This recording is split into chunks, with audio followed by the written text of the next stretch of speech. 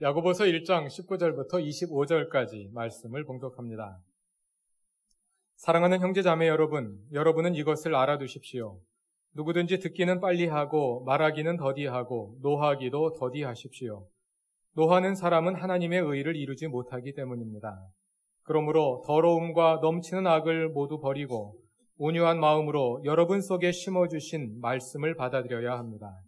그 말씀에는 여러분의 영혼을 구원할 능력이 있습니다. 말씀을 행하는 사람이 되십시오. 그저 듣기만 하여 자신을 속이는 사람이 되지 마십시오. 말씀을 듣고도 행하지 않는 사람은 있는 그대로의 자기 얼굴을 거울 속으로 들여다보기만 하는 사람과 같습니다. 이런 사람은 자기의 모습을 보고 떠나가서 그것이 어떠한지를 곧 잊어버리는 사람입니다. 그러나 완전한 율법, 곧 자유를 주는 율법을 잘 살피고 끊임없이 그대로 사는 사람은 율법을 듣고서 잊어버리는 사람이 아니라 그것을 실행하는 사람입니다. 이런 사람은 그가 행한 일에 복을 받을 것입니다. 아멘. 이것은 하나님의 말씀입니다. 어느 날 저녁에 신문을 보던 남편이 아내를 불렀습니다. 여보, 이것 좀 봐. 여자들이 남자보다 2배나 말을 많이 한다는 통계가 실렸네. 남자는 하루 15,000단어를 말하는데 여자는 3만 단어를 말한다는 거야. 이 말을 들은 아내가 말했습니다. 남자들이 워낙 안 들으니까 여자들이 똑같은 말을 2번씩 하게 되잖아요. 그러니까 2배지. 약 3초 후에 남편이 아내를 향해 물었습니다.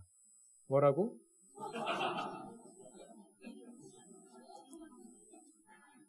낯설지 않은 광경이죠?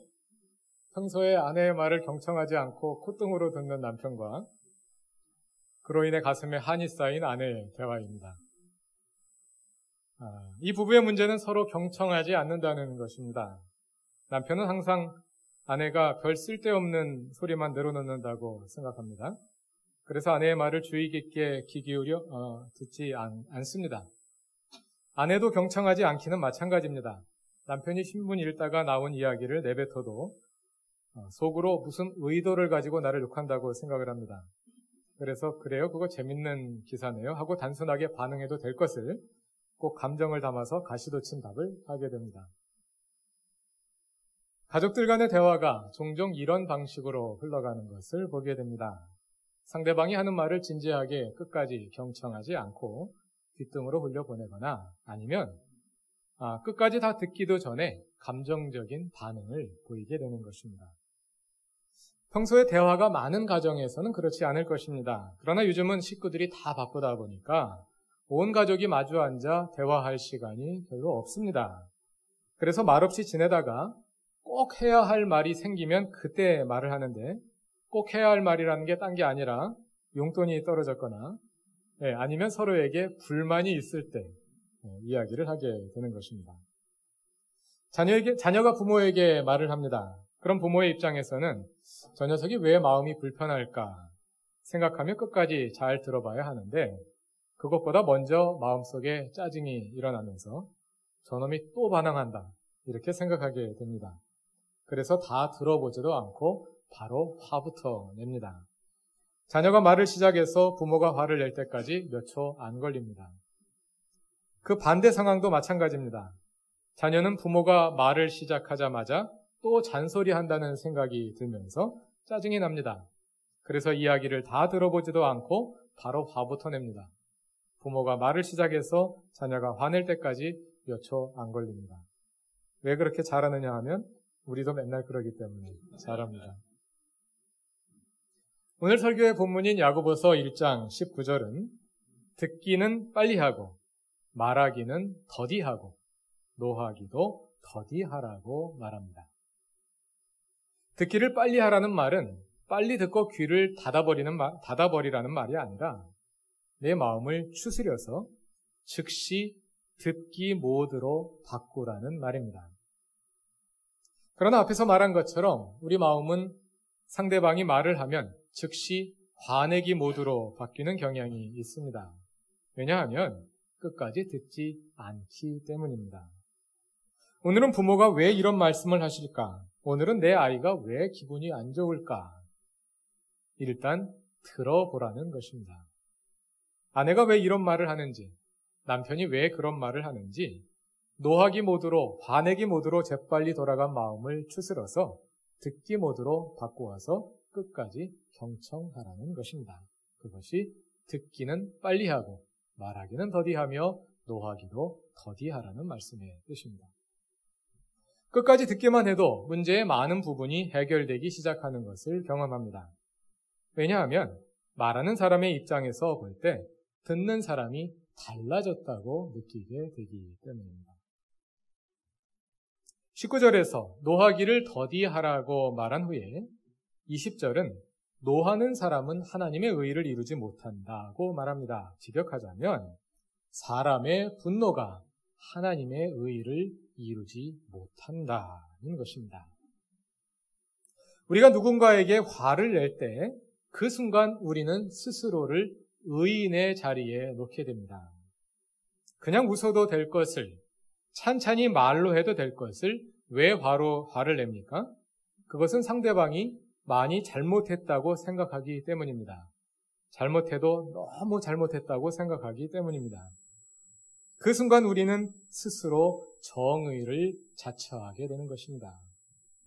그러나 야고보서 1장 20절은 분명히 말합니다. 사람의 분노가 하나님의 의를 이룰 수 없습니다. 물론 의분이라는 것도 있고 거룩한 분노도 있을 것입니다. 성전에서 장사하는 사람들을 내쫓고 환전상들의 상을 뒤엎으신 것은 예수님의 거룩한 분노였습니다. 헬라 제국 안티오코스 에피파네스가 군대를 이끌고 성전에 진주해서 제우스 신상을 세우고 돼지를 잡아 제사를 지내게 하고 제사장들에게 돼지고기를 억지로 먹게 했을 때 지방 제사장 가운데 하나인 마따디아스의 아들 유다 마카베우스가 군대를 일으켜 헬라 제국과 맞서 싸웠던 것은 의분이었습니다. 그러나 이러한 의분과 거룩한 분노도 함부로 자처할 일은 아니라는 것입니다. 왜냐하면 21절이 말하듯이 우리들 대부분의 분노는 우리 마음속의 더러움과 넘치는 악으로부터 나오기 때문입니다.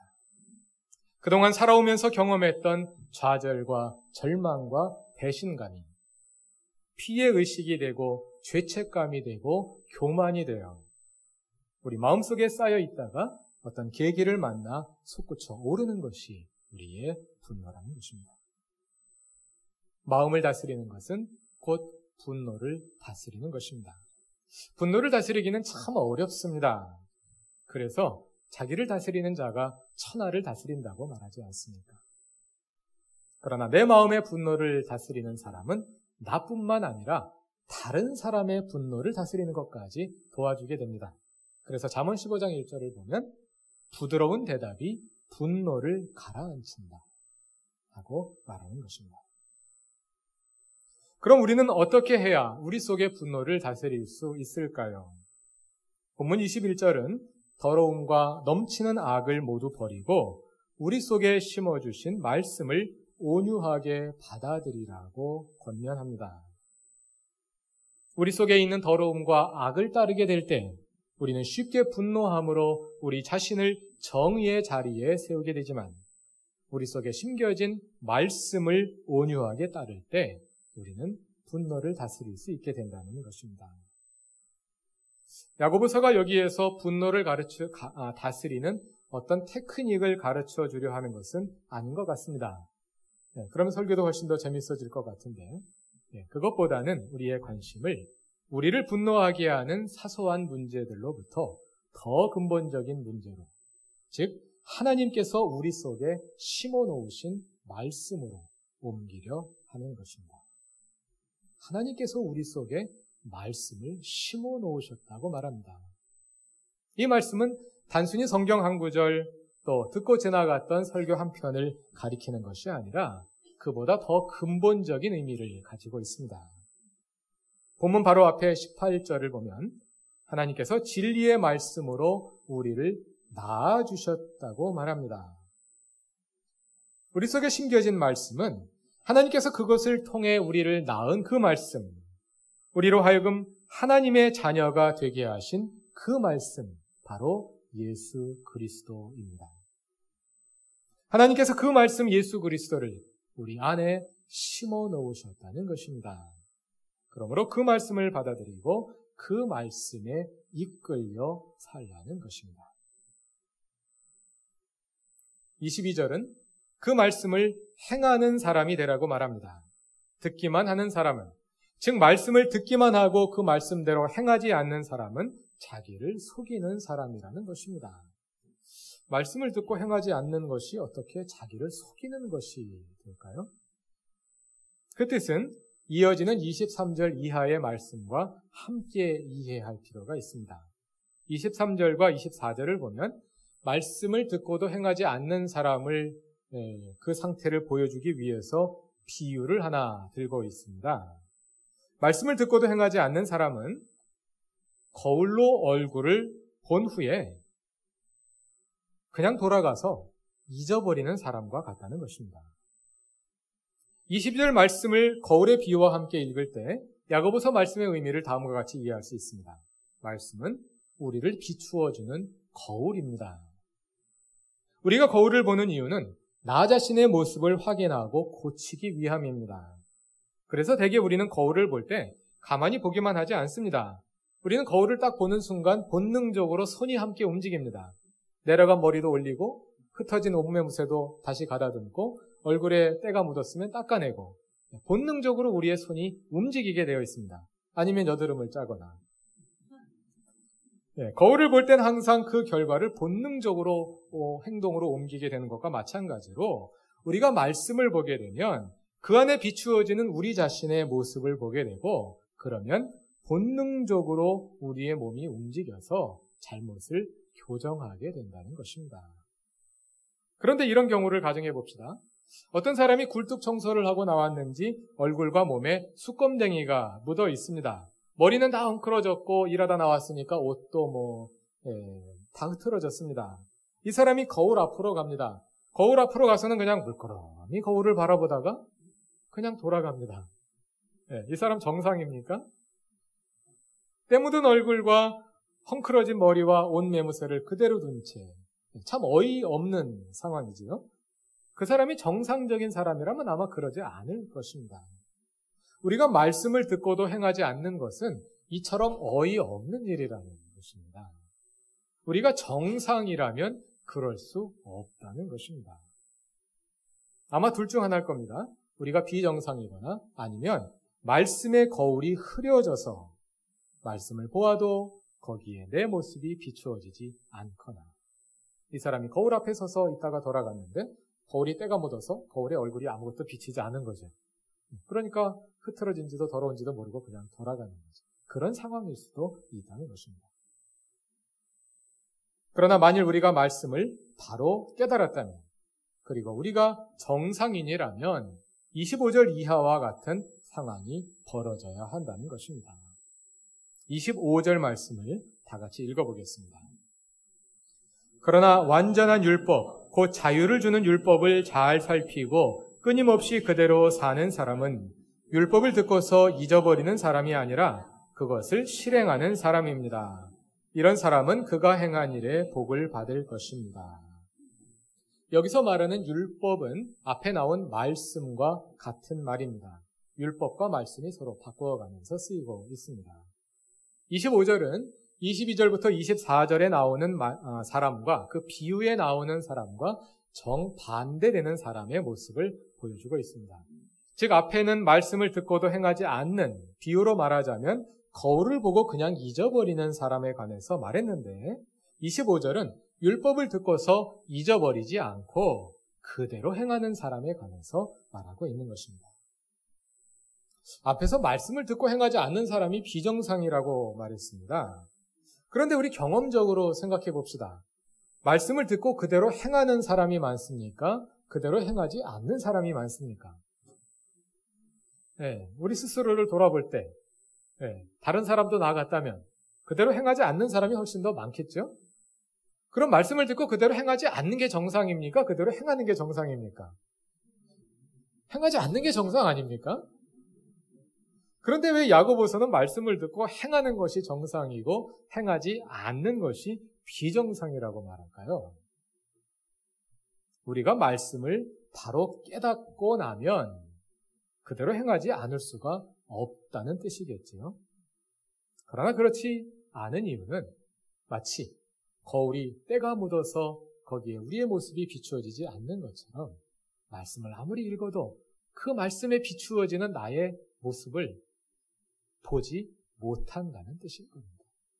내가 그 말씀 속에서 내 자신을 보았다면 본능적으로 고치지 않겠느냐. 그런 뜻이 되겠습니다. 우리가 알기로 율법은 우리의 자유를 제한하는 것입니다. 그렇죠? 법은 자유를 제한하는 거잖아요. 그것이 우리가 말씀을 읽을 때 말씀에 대해 갖는 태도입니다. 교회 안 다니면 훨씬 더 자유롭게 되지 않겠습니까? 교회 때문에 부담이 돼서 못하는 일 얼마나 많습니까? 차라리 하나님 말씀을 모르면 자유롭게 살 텐데 자유롭게 말씀 때문에 자유롭게 살지 못하는 게 많지 않습니까? 그러니까 말씀을 듣고 그대로 행한다는 것은 우리의 자유를 제한하는 거잖아요. 하고 싶은 일을 못하는 거지 않습니까? 부자연스럽고 거북하고 힘든 일입니다. 그러니까 말씀을 듣고 그대로 행하는 것보다 행하지 않는 게 정상이죠. 그러나 본문은 말하기를 진정한 하나님의 말씀은 자유를 제한하는 것이 아니라 우리를 자유롭게 한다는 것입니다. 말씀 때문에 우리가 더 자유로워진다는 것입니다. 아니 이게 무슨 범생이 같은 얘기입니까? 만약 그런 말씀이 있다면 우리는 말씀을 듣고 행하는 것이 결코 힘들거나 어렵지 않을 것입니다. 그런 말씀이라면 마치 거울을 보면서 저절로 손이 올라가 온 매무새를 가다듬듯이 말씀을 보면 저절로 마음과 몸이 움직여 말씀대로 행하게 될 것입니다. 그래서 자유를 주는 율법이라고 하는 것입니다. 그런데 우리가 그것을 모르기 때문에 말씀을 바로 깨닫지 못했기 때문에 말씀에 거울이 흐려져 있기 때문에 다시 말하자면 내 눈이 흐려져 있기 때문에 말씀을 듣고도 그대로 행하지 않는다는 것입니다. 자유의 율법. 이 말은 율법이 우리를 자유롭게 한다는 것인데 이것은 어찌 보면 법의 이상이기도 합니다. 대한민국의 헌법을 생각해 봅시다. 헌법 전문을 보면 대한민국은 민주공화국이다. 대한민국의 모든 권력은 국민으로부터 나온다. 이렇게 시작됩니다.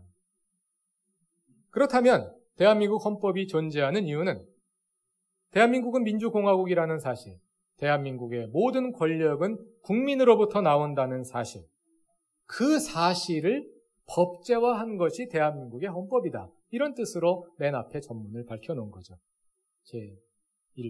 해간에 맨 앞에 나오죠. 예. 그 뒤에 나온 존지항인지 그건 제가 잘 기억이 잘 안 납니다만. 대한민국 헌법이 존재하는 이유가 그것입니다. 모든 국민이 권력으로부터 억압당하거나 착취당하지 않고 기본적인 권리를 지키며 살 수 있도록 보장하는 그것이 법입니다. 그렇다면 우리가 법을 지키면 지킬수록 더 자유로워져야 할 것입니다. 그것이 법을 만든 이유니까. 실제로는 어떻습니까? 그것은 아마 여러분들이 어떤 경험을 했느냐에 따라 다를 것입니다. 어떤 분들에게는 법이 나를 자유롭게 한다고 느끼는 분들도 있을 겁니다. 법 때문에 내가 잘 산다 하고 느끼는 분들도 있겠지만 또 어떤 분들은 법이 정의롭게 집행되지 못함으로 인해 피해를 경험하신 분들도 여러분들 가운데는 있을 것입니다. 법을 만드는 국회의원들이 국민으로부터 신뢰를 받지 못하고 법을 집행하는 검찰과 법원은 권력의 논리에 따라 움직이고 또 법을 잘 아는 사람들은 법을 이용해서 이익을 챙기는 상황에서 법을 잘 모르는 서민들이 법대로 살려고 하면 왠지 억울한 생각이 드는 것이 사실입니다. 만민이 법 앞에 평등한 것이 아니라 법이 불평등을 정당화하는 현실에서는 법이 우리를 자유롭게 한다고 말하기가 어려울 것입니다. 마찬가지입니다. 예수님 당시 유대교의 현실은 율법이 사람을 자유롭게 한다고 말하기 어려웠습니다. 그 당시 율법 조항의 3분의 2를 차지하고 있었던 정결법은 이스라엘 사람들 가운데 수많은 무고한 사람들을 부정한 죄인으로 낙인 찍어 정죄하고 추방하고 차별하는 법이었습니다. 또 이방인들은 율법에 따라 합법적으로 차별당하는 존재였습니다. 그런 사람들의 입장에서 볼 때 율법이 어떻게 자유를 주는 법이 될 수가 있겠습니까? 그러나 법이 정의롭게 집행되지 못한 측면이 있다고 해서 법 자체를 또 부정해버리게 되면 이 사회는 무정부의 혼란에 빠지게 되거나 아니면 다시 왕조국가나 독재국가로 돌아가게 될 것입니다. 그래서 법을 부정하기보다는 법이 원래 자리로 돌아갈 수 있게 하는 것이 최선의 방법일 것입니다. 율법도 마찬가지입니다. 유대교가 율법주의에 빠져서 자유의 종교가 아니라 굴레의 종교가 되었다면 율법을 다시 원래 자리로 돌이켜서 원래 하나님이 율법을 주셨던 그 목적을 이루도록 해야 할 것입니다. 본문이 말하는 온전한 율법, 자유를 주는 율법이란 바로 율법이 그 본래의 자리로 돌아간 그 상태를 가리키는 말일 것입니다. 율법은 원래 자유의 법이었습니다. 왜냐하면 이집트에서 노예 생활을 하다가 해방된 하나님의 백성 이스라엘을 위해 주신 것이 율법이기 때문입니다. 자유를 얻은 해방된 백성으로서 이스라엘이 어떻게 살아야 할지 그 자유를 얻은 백성의 삶을 규정하는 것이 바로 율법입니다. 율법은 자유의 법입니다. 더 이상 노예로 살지 않고 자유로운 사람으로 살게 하는 법입니다. 그런데 25절에서 자유를 주는 율법이라고 말할 때 이 말에는 율법이 그동안 그 본래의 의도인 자유를 주지 못하고 사람들을 속박했던 현실에 대한 비판적인 인식이 담겨 있다고 말할 수 있습니다. 그리고 완전한 율법이라는 말을 쓴 이유는 그동안 유대교에서 속박의 원리로 작용했던 율법이 불완전하다는 그러한 판단이 담겨 있습니다. 그러니까 자유롭게 하는 완전한 율법, 그 말 자체가 율법의 종교로 다시 돌아가자는 선언이 아니라 하나님께서 모세에게 율법을 주실 때 본래 의도하셨던 그 하나님의 뜻으로 돌아가자는 말입니다. 율법을 주신 그 하나님의 뜻에 초점이 있는 것입니다. 이제는 그 하나님의 뜻이 예수 그리스도를 통해 계시되었습니다. 그래서 예수 그리스도를 통해 그 말씀을 통해 우리는 하나님이 주시는 참된 자유를 경험하게 될 것입니다. 그것이 자유롭게 하는 완전한 율법이라는 말에 담긴 뜻입니다. 다시 본문으로 돌아가 봅시다. 말씀은 우리를 비추는 거울입니다. 말씀을 듣고 행하는 것은 곧 말씀의 거울에 우리 자신을 비추어 보고 우리를 온전하게 하는 것입니다. 이처럼 온전한 율법, 자유를 주는 율법으로서 말씀은 우리의 속박된 모습을 비추어 줍니다. 말씀은 거울이지 않습니까? 자유를 주는 율법이란 무엇입니까? 우리가 그 말씀에 우리 자신을 비추어 볼 때 속박되어 있는, 갇혀 있는 우리 자신의 모습을 비추어 준다는 것입니다. 그것은 죄에 속박되어 있고, 욕망에 속박되어 있고, 두려움에 속박되어 있고, 미움에 갇혀 있고, 편견에 갇혀 있고, 그래서 남을 향해 쉽게 분노하는 우리의 모습입니다. 우리 자신을 말씀의 거울에 비추어 볼 때 우리는 이러한 속박에 갇혀 있는 우리 자신을 발견하게 됩니다. 말씀의 거울에 비추어 우리 자신의 모습을 바로 알고 그 속박으로부터 벗어나게 됩니다. 그래서 말씀을 가리켜 자유를 주는 완전한 율법이라고 말하는 것입니다. 여러분에게 말씀이란 무엇입니까? 여러분에게 진정한 자유를 주는 자유의 법입니까? 아니면 여러분을 억압하고 속박하는 굴레의 법입니까? 또 여러분은 다른 사람들에게 어떤 존재입니까? 우리는 다른 사람들에게 자유를 주는 존재입니까? 아니면 다른 사람들을 속박하는 존재입니까? 다른 사람들에게 우리는 자유를 주는 법과 같은 존재가 되어야 합니다. 부모에게, 자녀에게, 아내에게, 남편에게 자유이면서 동시에 법이 되는 것입니다. 법이지만 자유가 되는 것입니다. 그러기 위해서는 서로의 말을 충분히 경청해야 합니다. 화내기 모드에서 듣기 모드로 재빨리 바꾸어야 합니다. 참된 자유의 법으로서 말씀을 경험할 수 있기 바랍니다. 그리고 다른 사람에게도 자유가 되고 해방이 되는 여러분이 되실 수 있기 바랍니다.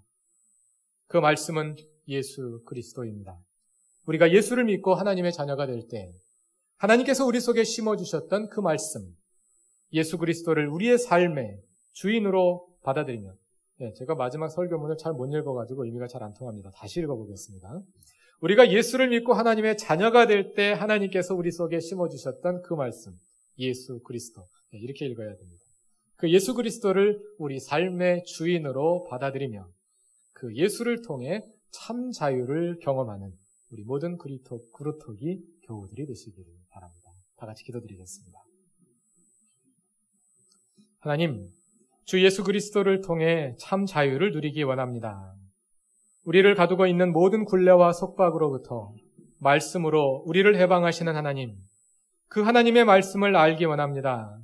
말씀이 우리 가운데서 살아 움직이게 하시고 그로 인해 우리가 참 자유를 경험하며 살게 하옵소서. 예수님의 이름으로 기도드립니다. 아멘.